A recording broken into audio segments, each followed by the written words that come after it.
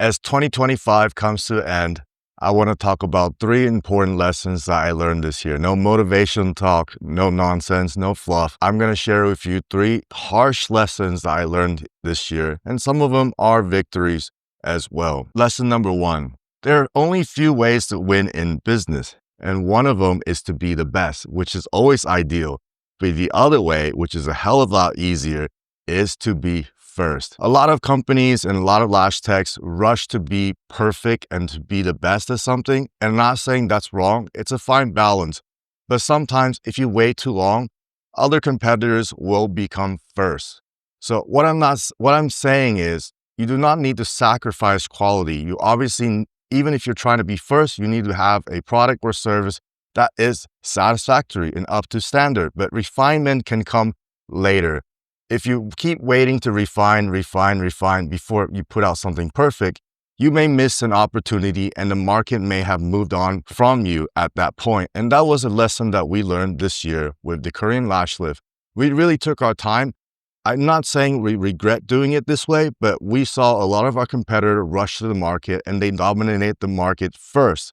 Even though we feel like what we did was the right choice, it is something sobering to know that sometimes being first is better than being the best. The second mistake is honestly a little bit embarrassing for me to talk about because I come from a finance background. So this year we moved into our much larger warehouse. And when I did that, I took out short-term debt to finance that warehouse with our deposit. However, my mistake was thinking when I signed that contract, the Lash Oasis was at its very peak in revenue and sales. And for me, I saw cheap interest to pay back the loan in about 10 months.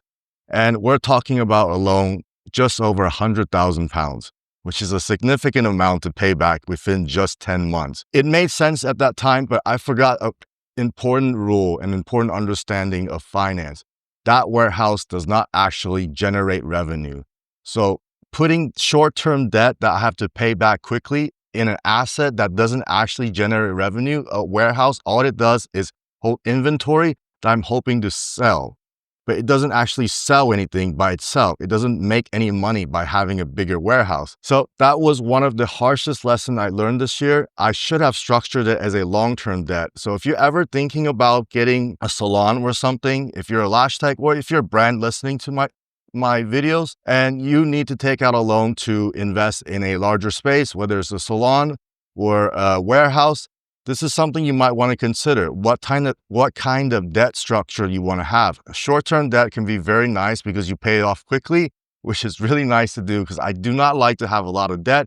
But however, some of these spaces, if you are not able to generate revenue quickly, you might want to structure it to 2 to 3 years, which really eases your cash flow. I'm happy to say we didn't make it out. We paid off our debt and we're debt-free from that. But this put tremendous stress on us this year because this industry slowed down a little bit this year and I was not expecting that. And I was so stressed. I feel like I aged 5 years just from trying to make the finances work with this kind of cash flow constraint. However, we're on the other side, so things are looking a lot better. Our cash flow is a lot more free these days, and our warehouse is there. And we're finding more and more uses to actually use the warehouse to generate revenue and not just hold inventory. So the third lesson is about adapting to the market that you're in. This is a mistake and also a victory.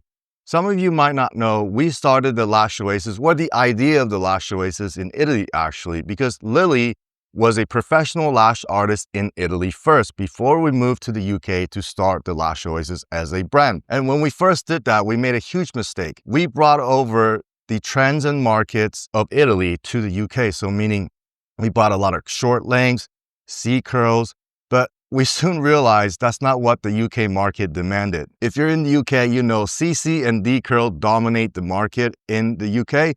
So that is a lesson we learned early on, trying to adapt to different markets. Not every place wants the same thing.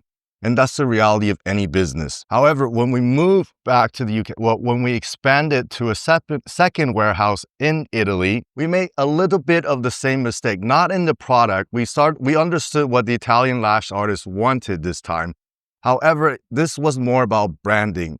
In the UK, we have a very unique and quirky branding that stood out early on Before us, there was really no one that was doing that. Everyone was very clean aesthetic, very professional looking. And I'm not saying that's wrong. It works for many brands. But after us, I think a lot of brands saw that they were able to just be a little more fun and not take themselves so serious. So I think that was a positive impact we had on the UK lash industry. But we brought that same attitude into the EU and Italy. And I'm not saying it's wrong. People do like the uniqueness of it, but we cleaned it up a little bit more to make it more aesthetically pleasing and try to be a little more professional and clean a little bit, but still retaining our original values and our branding without sacrificing who we really are. So this helped us tremendously once we understood what the market and the branding that really connected with the people in Italy, the lash artists in Italy and Europe in general.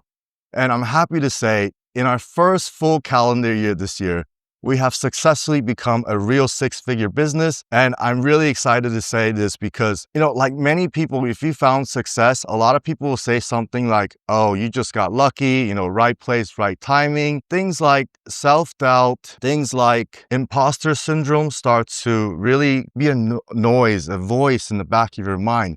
Because this was the reality we faced. Yes, we found a lot of success in the UK. We're trying to recreate it in Italy. So imagine if we failed in Italy, what that means for us in the UK. Maybe we just got lucky. That's what we thought. And that's kind of the idea that was slowly creeping in our mind. And it was incredibly stressful because that self-doubt, if you ever had that kind of self-doubt, that imposter syndrome, it really eats at you every single day. But this year, we found the type of success to really just get rid of that voice. We know what we're capable of. We're experts in what we do. We're industry leaders in everything we do. And we've put so much thought and effort. In fact, right now we're in Vietnam recording this because we're taking more lessons and courses with specialists here in Vietnam and talking to our manufacturers to improve our products even more. This is the level of care and passion that we put into our business. And I think this really shows and connects with lash artists, no matter where it is, whether it's in the UK, Italy, if we expand to the US. So I'm really proud of this aspect of our business in 2025. And I know for many of you, 2025 was a difficult year in many ways, but I have a lot of hope for 2026. So thank you for listening, and I'm excited to see what we all can accomplish in the next year. And Happy New Year.